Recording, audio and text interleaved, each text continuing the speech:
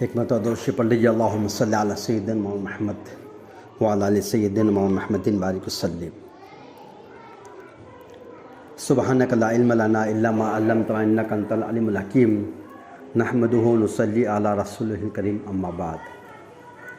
فاعوذ باللہ من الشیطان الرجیم، بسم اللہ الرحمن الرحیم۔ یا ایھا الناس قولوا لا الہ الا اللہ تفلحوا۔ صدق اللہ العظیم۔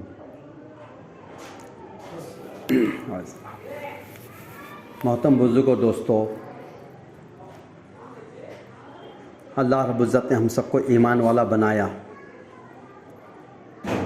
یہ اللہ کی تمام نعمتوں میں سب سے بڑی نعمت ہے۔ اس روح زمین پر جتنی نعمتیں اللہ نے دنیا کے اندر تمہارے میرے لیے بنائی ہے، وہ تمام نعمتوں میں سب سے افضل نعمت ہے وہ ایمان کا مل جانا۔ اس سے بڑی اس نعمت پوری کائنات میں کوئی بھی نہیں۔ حالانکہ زمین آسمان ہے، چاند سورج ستارے ہے، دریا سمندر ہے، ساری مخلوق ہے 18,000 اور بہت ساری نعمتیں ہیں، لیکن وہ نعمتوں کے مقابلے میں سب سے بڑی نعمت اگر دنیا میں کوئی ہے اس روئے زمین پر تو وہ صرف ہے ایمان کی دولت۔ اس کا مل جانا تمام آخرت کی دائمی نعمتوں کا مل جانا ہے۔ جو شخص ہدایت سے محروم ہو گیا وہ آخرت کی ہمیشہ کی زندگی کی تمام نعمتوں سے محروم ہو گیا۔ اب جو ایمان آپ کو اور مجھے ملا ہے یہ تو مل چکا ہے ان صحابہ کرام، تابعین، تبع تابعین، بزرگان دین، اولیاء اللہ رحمۃ اللہ علیہ، ان تمام کی قربانی کے توفیل میں۔ اب ہم کو حاصل کرنے کی محنت نہیں کرنا ہے کیونکہ وہ مل چکا ہے۔ ہم کو اس ایمان کو باقی رکھنے کی محنت کرنا پڑے۔ کیا باقی رکھے گی؟ دنیا کے اندر جب ہم آئے ہیں تو ایک دن ہم سب کو دنیا سے جانا ہے، یہ طے شدہ ہے، اس میں کسی کو بھی شک کی گنجائش نہیں۔ جو مسلمان ہے وہ تو مانتا بھی ہے، جانتا بھی ہے، یقین بھی رکھتا ہے آخرت پہ مرنے پر، لیکن جو اللہ کو نہیں مانتا، اللہ کے برابر کسی اور کو خدا بنا بیٹھا ہے، وہ بھی اس بات کو مانتا ہے کہ مجھے ایک دن مرنا ہے۔ تو جب یہ طے شدہ ہے کہ دنیا سے ایک دن ہم سب کو جانا ہے، تو جس وقت ہمارا خاتمے کا دن ہو، جس وقت ہمارا دنیا سے روانگی کا دن ہو، اس وقت میرے پاس ایک چیز ہو اور وہ ہے لا الہ الا اللہ محمد رسول اللہ، اس کے ساتھ میرا خاتمہ ہو جائے۔ اگر ایسا ہو گیا کہ جس وقت موت کا فرشتہ بھیانک شکل میں آ گیا، میری سانسیں اکھڑنے لگی، دنیا میرے سامنے سے اوجھل ہوگی، پردہ کر دیا گیا اور غیبی نظام کے پردے کو ہٹا کر یہ سارا نظام سامنے کر دیا گیا، اس وقت میں میری زبان پہ لا الہ الا اللہ محمد رسول اللہ آ گیا، تو اس دھرتی پر، اس زمین پر، اس کائنات کے اندر مجھ سے بڑا خوش قسمت، مجھ سے بڑا دنیا کے اندر مالدار، لکھپتی، دھجپتی، ارب پتی، کھرب پتی اور جتنے پتی، وہ سب سے بڑا دنیا میں کوئی بھی نہیں۔ اگر اس کے ساتھ خاتمہ ہوتا ہے تو، ورنہ دنیا میں میرا نام مسلمان، حکومت گورنمنٹ کے کھاتے میں میرا نام مسلمان، آدھار کارڈ میں، پین کارڈ میں، الیکشن کارڈ میں، سارے دنیا کے کھاتوں میں میرا نام کیا؟ مسلمان۔ اگر دنیا سے ایمان پہ خاتمہ میرا جاتے وقت نہیں ہوا تو نام دنیا کے کھاتوں میں رہ جائیں گا، اور یہ بغیر ایمان کے چلے گیا کبھی تو کل حشر کے میدان میں فرمایا اس کو کہاں کھڑے ہونا پڑے گا معلوم؟ اس کو جو ہے بے ایمانوں کی صف میں کھڑے کریں، کفر کی جو تو صفیں جہاں ہوں گی بندے کی، وہاں یہ کھڑا ہوگا، یہ سمجھ رہا ہوں گا دنیا میں مسلمان ہے، لیکن آخرت میں اس کے پاس ایمان چھین لیا گیا ہے، اب اس کے پاس کوئی ایمان نہیں ہوگا۔ تو یہ فکر کی بات ہے، مل گیا ایمان، یہ شکر کی بات ہے، لیکن اس ایمان کو باقی رکھنا یہ فکر کی بات ہے۔ میرے پاس اگر موبائل ہے تو میں بار بار چیک کرتا ہوں اس کی نیٹ جی بی ہے کہ نہیں ہے، اس کی بیٹری لیول ہے کہ نہیں ہے, اتر رہی تو نہیں, ایک دو کاڑی بچی چارجنگ ختم تو نہیں ہو رہی, تو میں اس کا انتظام گھر میں کیا رکھا ہوا ہے, اپنے چارجر رکھا ہوا ہے. میری گاڑی ہے بائک, تو اس میں بار بار ٹاکی ڈھکن کھول کے کیا دیکھتا, پانی ہے کیا, پیٹرول دیکھتا ہوں. دیکھتے کہ نہیں؟ کئی سفر میں جا رہا ہوں تو جیب میں ہاتھ ڈال کے نوٹا ہے کیا, اے ٹی ایم نکال کے, ڈیبٹ کارڈ نکال کے دیکھ رہا, اور کریڈٹ کارڈ نکال کے دیکھ رہا, سب دیکھ رہا ہوں. پورا انتظام میں نے کر کے رکھا ہے, میرے موبائل کا, میری گاڑی کا, میرے گھر کا, میرے اخراجات کا, میرے سفر کا, میرے سارے انتظامات پورے فل, کہیں کسی قسم کی کمی نہیں پڑنا. کبھی میرے سینے کے اندر میں نے اس بات کو جھانک کر دیکھا کہ میرا ایمان جس کو میں دعویٰ کرتا ہوں میں مسلمان ہونے کا, وہ جگہ پہ ہے بھی کہ نہیں ہے. پتہ نہیں کب انسان ایمان کے باہر ہو جائے, پتہ نہیں انسان کب اسلام کے باہر ہو جائے, اس کو معلوم بھی نہیں اور وہ نکل جاتا ہے. حضرت شیخ نے فضائل اعمال کے اندر بات لکھی ہے کہ کچھ مسلمان دنیا کے اندر ایسے ہوتے ہیں, کچھ ایسا گناہ کر ڈالتے ہیں, اس گناہ کی نحوست سے ان کا ایمان دنیا میں سلب ہو جاتا ہے. وہ سمجھتے ہیں میں مسلمان ہوں, اور بغیر کلمے کے دنیا سے چلے جاتے ہیں, یہاں تک کہ بیوی کو طلاق ہو جاتی ہے, اور پھر اس کے ساتھ صحبت کرتے ہیں. کسی کا مال اپنے پاس پڑا ہوا ہے, معلوم یہ میرے پاس امانت ہے, میرا نہیں ہے, دل کو تسلی دیتے رہتے ہیں, سمجھاتے رہتے ہیں یہ میرا نہیں ہے, میں دے دوں گا, دے دوں گا, دے دوں گا, دے دوں گا, اور لوگوں کا قرض ادا ہوتا نہیں, اس سے پہلے یہ ہے تو اس کی موت آ جاتی ہے, اور جب دنیا سے جاتے ہیں تو ایمان ساتھ میں نہیں ہوتا. اللہ ہم سب کی حفاظت فرمائے.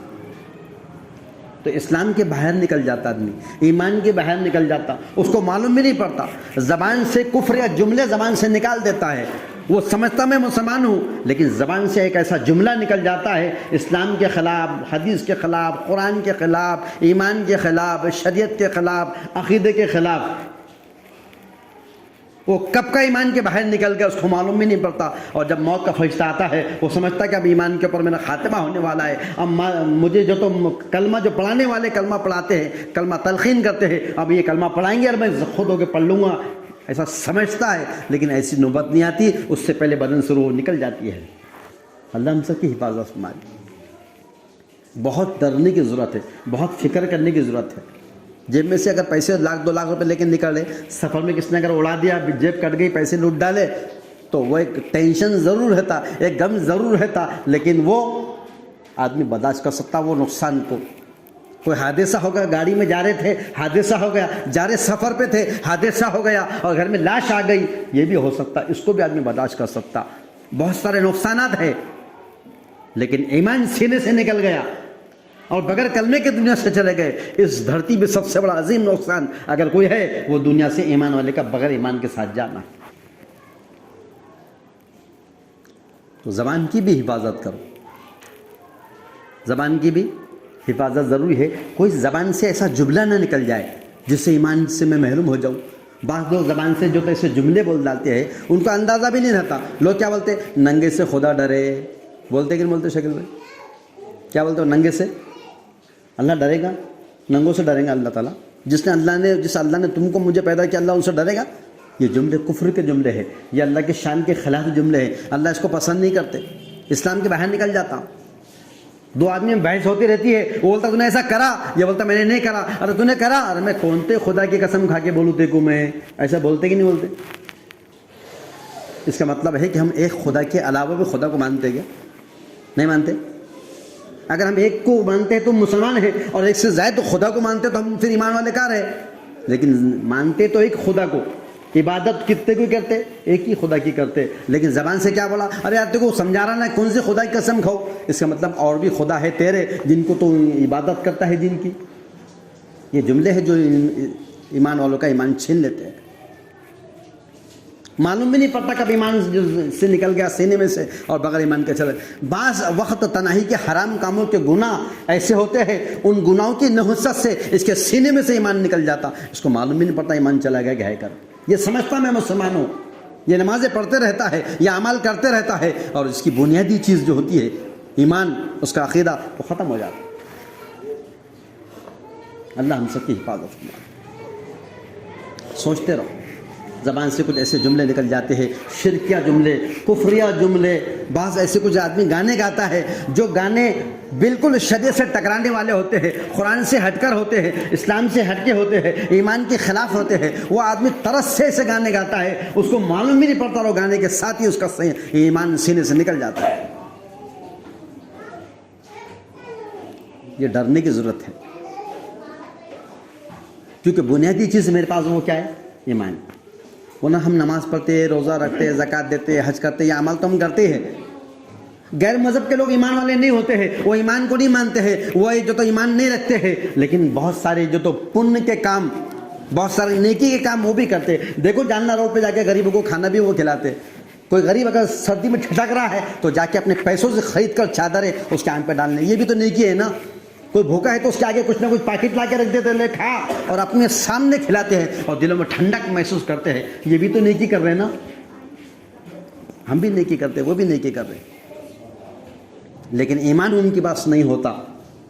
وہ سودے میں جھوٹ نہیں بولتے، وہ جو تو دھوکہ دھڑی نہیں کرتے، وہ معاملات میں اس کے خلاف نہیں کرتے، وہ کس سے معاہدہ کرے تو اس کے خلاف نہیں کرتے. کوئی امانت دیے تو وہ بھی اس کے اندر جو تو بڑا بولتے ہیں یہ آپ کی امانت ہے، لو چٹھی رکھی ہوئی ہے فلانا دے دے. ان کے اندر بھی چیز ہے، ہمارے اندر بھی ہے، لیکن کیا ہوتا ہے؟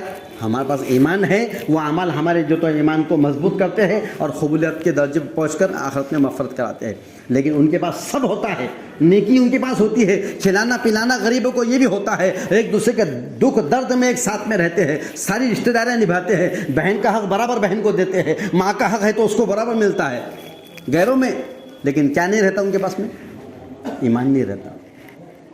ہمارے پاس ایمان ہے اللہ کے پاس، اس ایمان کی حفاظت ضروری ہے.